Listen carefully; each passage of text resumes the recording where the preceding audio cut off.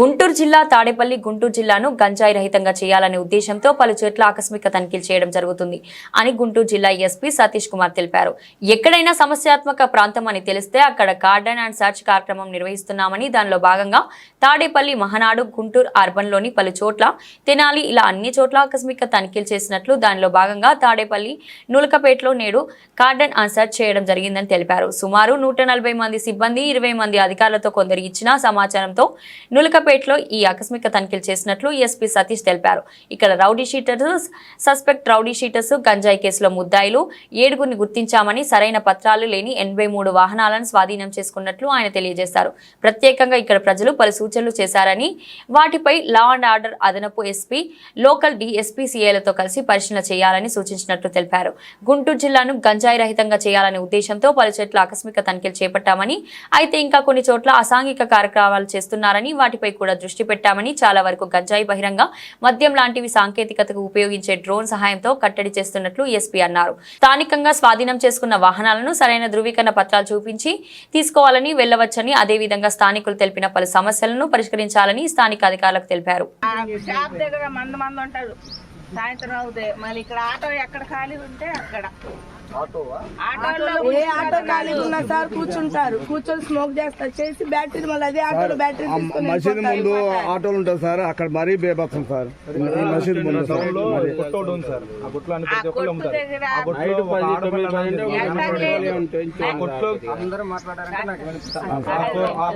చూడండి, బయట మగవాళ్ళని తీసుకురావటం, సింగిల్ గా లేడీస్ ఉంటున్నారు, బయట మగవాళ్ళని తీసుకురావటం, తమ్ముళ్ళు అంటున్నారు, నైట్ రావటం పోవటం. మీరు అడిగినా సరే ప్రతి పిల్లలు ఇప్పుడు 10th క్లాస్ వాళ్ళు పీల్చేది 10 మంది ఉన్నారు ఆ స్కూల్లో.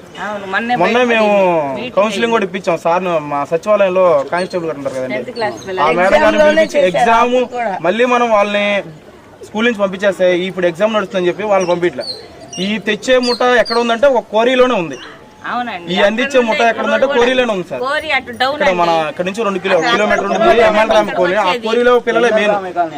కంప్లైంట్ పెట్టాను తాడేపల్లి స్టేషన్ లో, నేను కంప్లైంట్ పెట్టినట్టు ఉంది.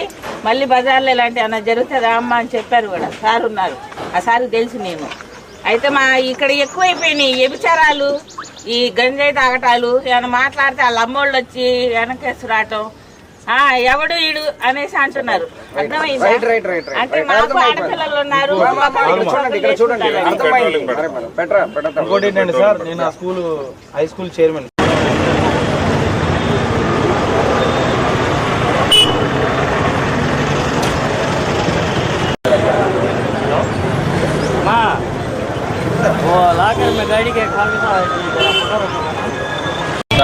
ఓకే, గుడ్ మార్నింగ్ అందరికీ.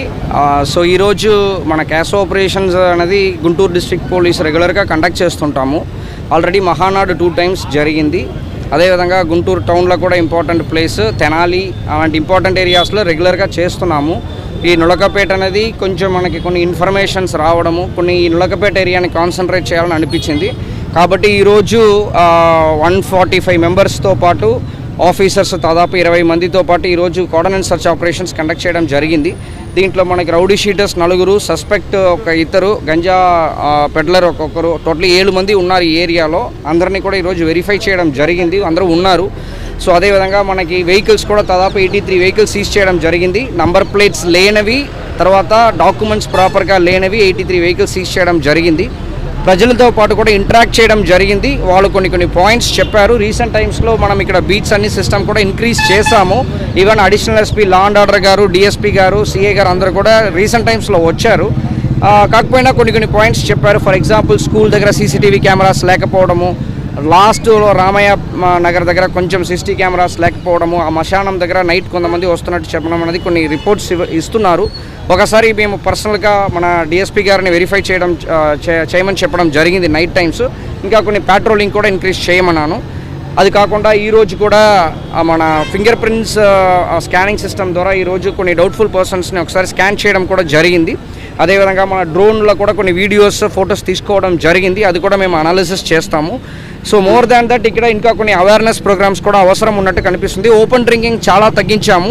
ఓపెన్ డ్రింకింగ్ వాళ్ళు చెప్పడంలో కూడా ఓపెన్ డ్రింకింగ్ గురించి కానీ, గంజా కన్సంప్షన్ గురించి కానీ ఏమీ చెప్పట్లేదు. ఒకటి ఏంటంటే కర్చీఫ్లో ఏదో మందులు పెట్టేసి వాళ్ళు ఊపిరి పిలుస్తున్నట్టు చెప్పారు. అది నథింగ్ బట్ వైట్నర్ అనమాట. రీసెంట్ టైమ్స్లో గంజా, ఓపెన్ డ్రింకింగ్ అన్నీ టు ఎన్ ఎక్స్టెంట్ కంట్రోల్ చేయడం వల్ల వీళ్ళు వైట్నర్ అని చెప్పి ఉంటాయి. వైట్నర్ తర్వాత సాల్వెంట్, దీన్ని కూడా నార్మల్గా దొరుకుతున్నది కూడా మిక్స్ చేసుకుని ఆ ఫీలింగ్ కోసం చేస్తున్నట్టు మనకు ఆల్రెడీ ఐడియా ఉంది. అది కూడా టు ఎన్ ఎక్స్టెంట్ ఈ నైట్ టైంలో ఈ యంగ్స్టర్స్ మూవ్మెంట్ని కొన్ని కంట్రోల్ చేస్తామంటే ఆటోమేటిక్లీ మిగిలినన్ని కంట్రోల్ అవుతాయి. అది కూడా కాన్సన్ట్రేట్ చేస్తాము. సో ఇది వాళ్ళకి అవేర్నెస్ ప్రోగ్రామ్స్ కూడా చెప్పడం జరిగింది. సీసీటీవీ కెమెరాస్ కానీ, అదేవిధంగా ఏదైనా ఇష్యూస్ ఉందంటే మనకు కన్వే చేయడం అని కానీ చెప్పడం జరిగింది. ఇంకా కమింగ్ డేస్లో ఈ నొలకపేట లాగా ఇంకా అదర్ ఏరియాస్ కూడా కొన్ని ఎక్కువ ఫోకస్ చేస్తాము.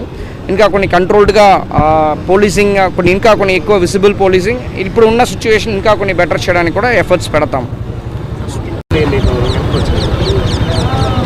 ఎలాంటి సమస్యలు అంటే నాకు తెలిసిన వరకు స్పెసిఫిక్ ఈ సమస్య ఏం లేదు.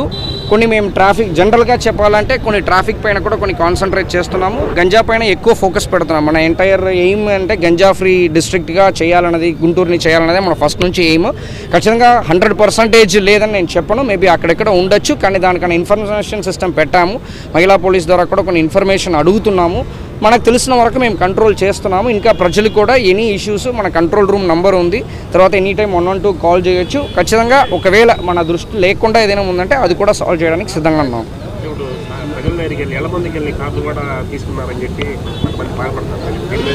ఏది అంటే ఇంటికి కూడా వెళ్ళి సెట్ చేశారు, ఇళ్లలో కూడా అనేది బలవంతంగా మళ్ళీ తీసుకొచ్చారు.